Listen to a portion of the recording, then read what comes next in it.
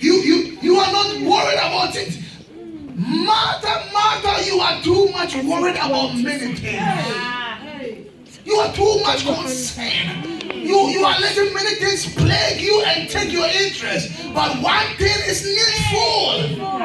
Only one thing is needful. Oh, let there be only one thing in your life needful. And you will have joy. And you will have joy in life. You will be on top of everybody else. One thing is needful. In Luke 15, the woman came to Christ and said that my daughter is severely tormented by the devil. Help me. Christ wouldn't bother. The woman kept crying. Yes. The disciples said that please send her away. She is bothering us. Christ wouldn't bother. And then Christ said that why would I have to take the bread of the children and toss it down to dogs? The woman came and knelt down and worshipped. And said, true, O God.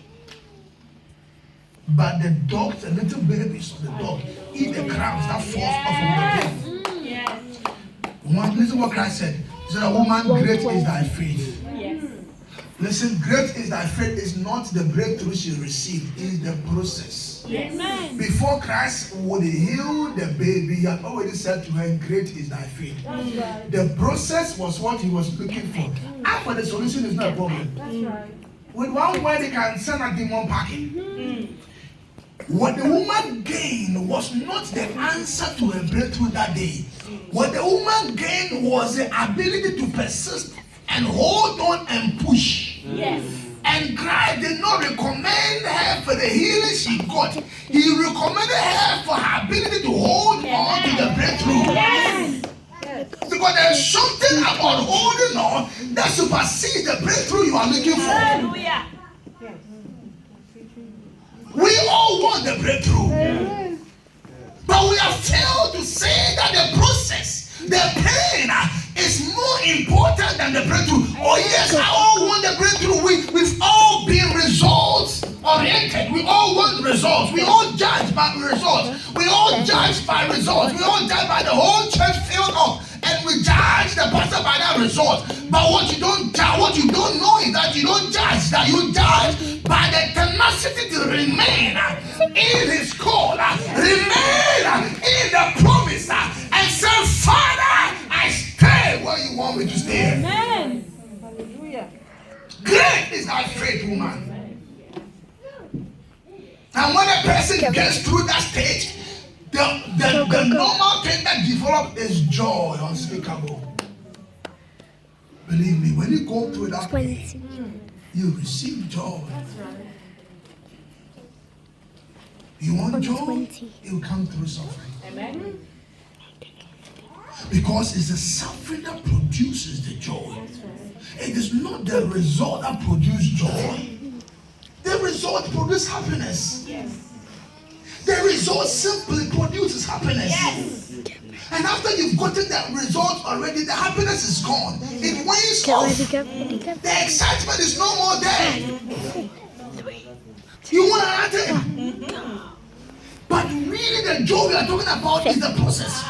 So every time that you are faced with the need to push for the process, the joy develops in you. Yes. Because you are always pushing and you will learn to push. Yes. And I'm going to read the scripture in John 16. So that the woman, when she had received the baby, there is joy. But the process was a push. Yes.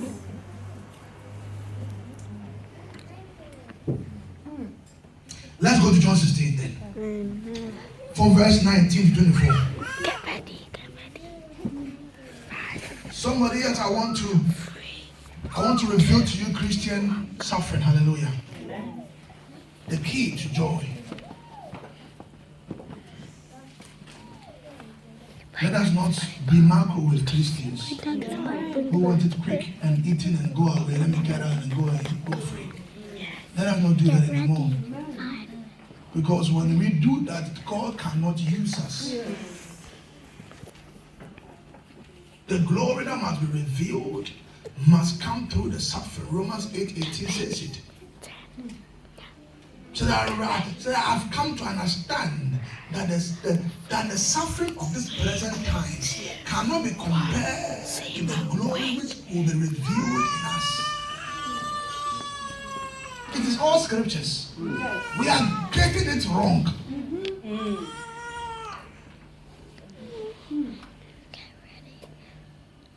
That's why people, when they get into trouble, they leave church. Why are you not going to say, Pastor, you don't know what I'm going through? It's difficult. It's difficult. No, the process is good. The difficult is good. It is when you know how to see God in difficulty, then you are gaining a precious joy that is there. Don't let the difficult push you away. Oh, Pastor, I don't understand. It's job. It's work. It's work. It's work. Yeah, okay, you want to go to work, but come to church. You want to go all night? Pastor, I'll go tonight. I'm tired. They tell me all the time. I say, you want to you have work all night. And you get the joy out of that. What did our mom say? She said, oh, how quick we are to put our feet up and relax.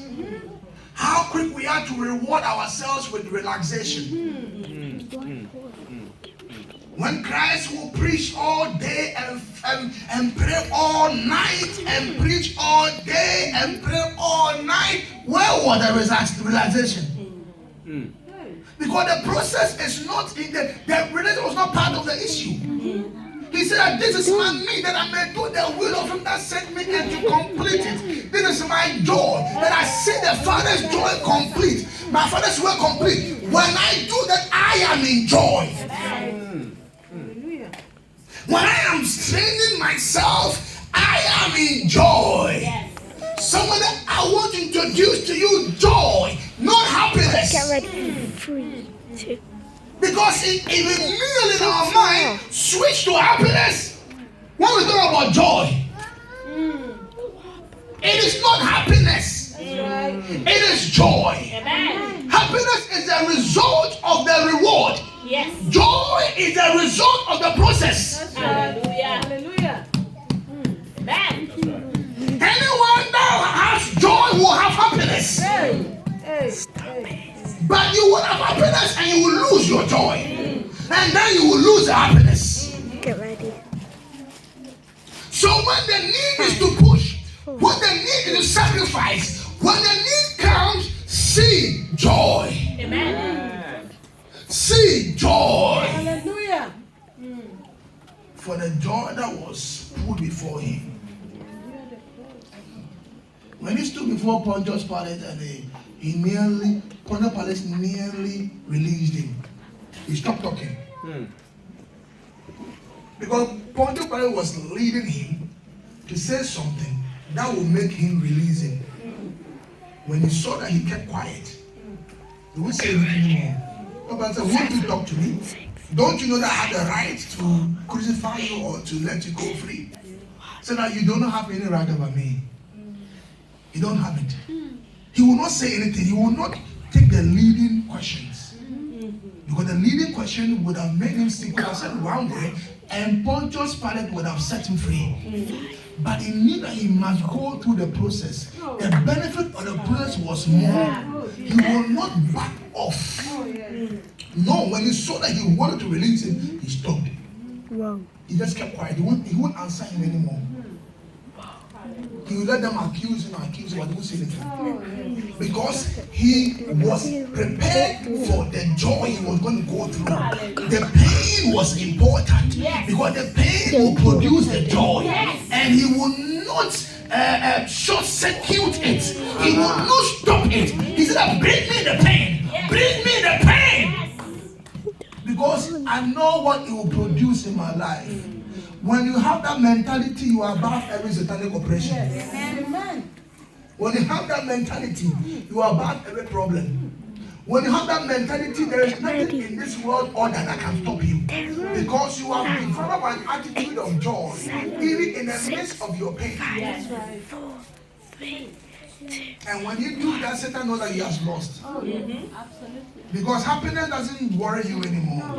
You can wait for the happiness. You are processing for the joy. The happiness will come in an end. Yes, it will come. But the more important thing is the joy that you are receiving.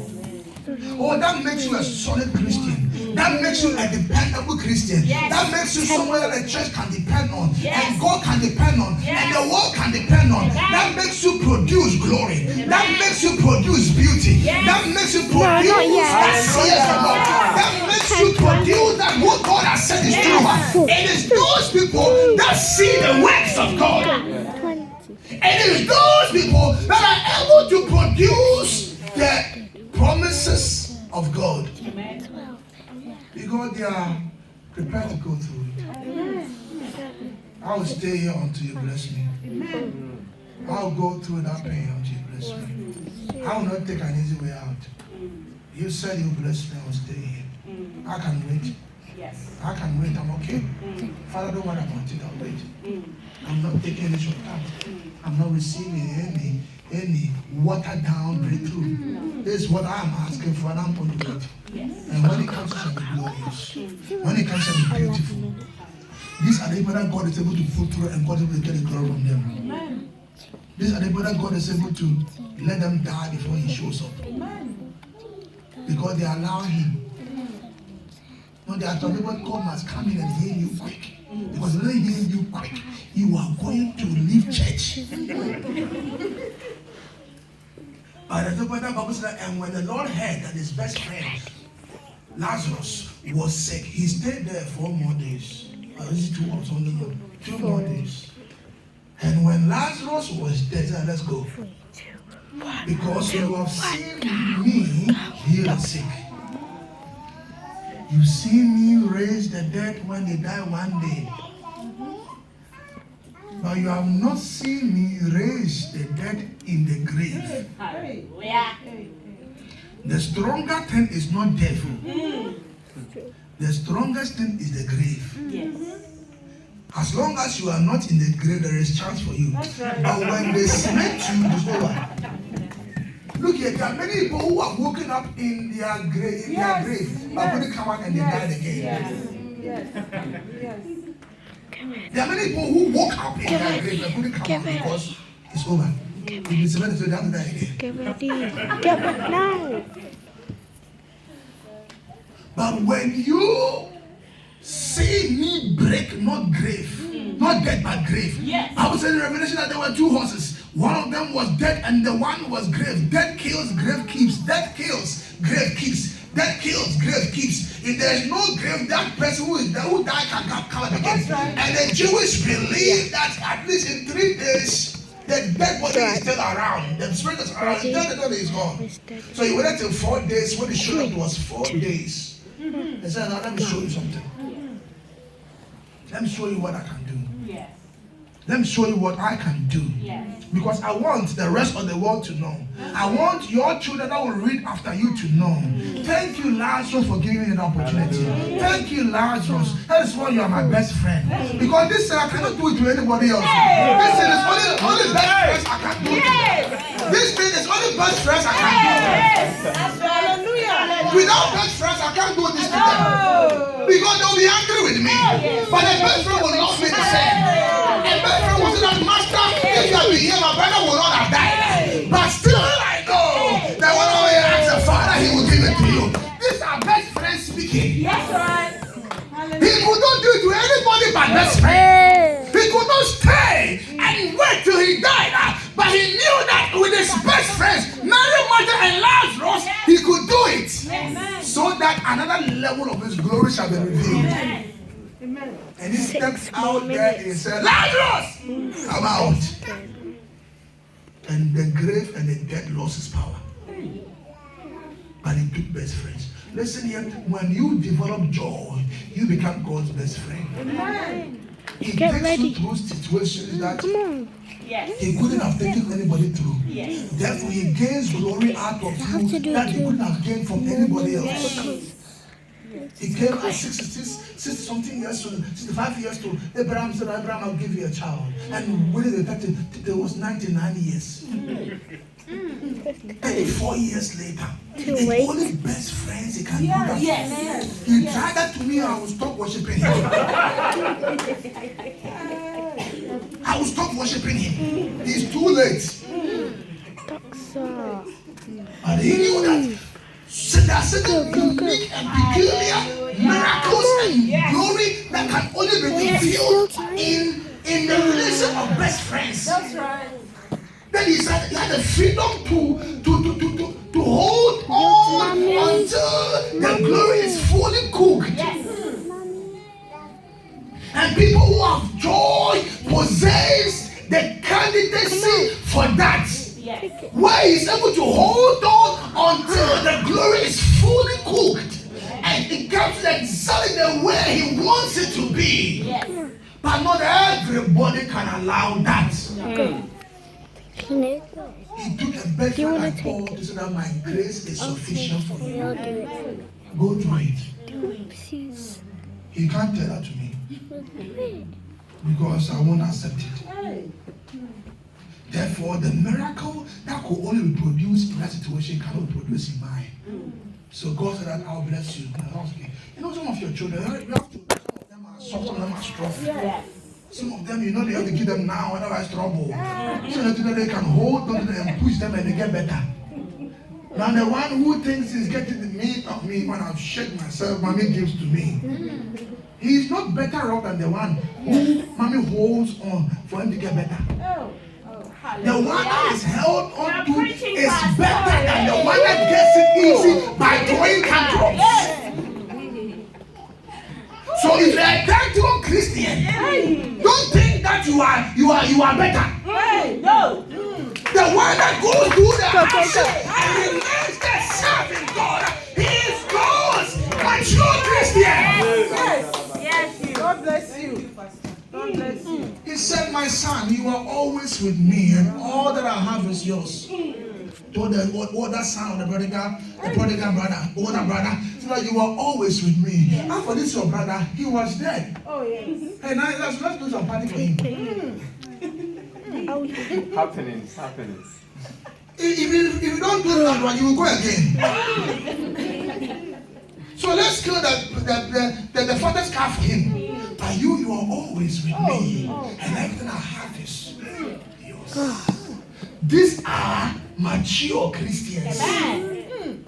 And that you cannot go through unless you have joy in abundance. With joy in abundance, you can go through it. With joy in abundance, you say like Paul said, for your sake, I am crucified all day. For your sake. Yes. They do not hate me because I am so troublesome. They hate me because of your sake. Oh yes. You think that Paul is not smart enough to know how to avoid being beaten? Oh, come on. If you are beaten 3 times, at least you know, even the goat, you hit him 1, 2, 3. He knows exactly what he did for you to hit him. The goat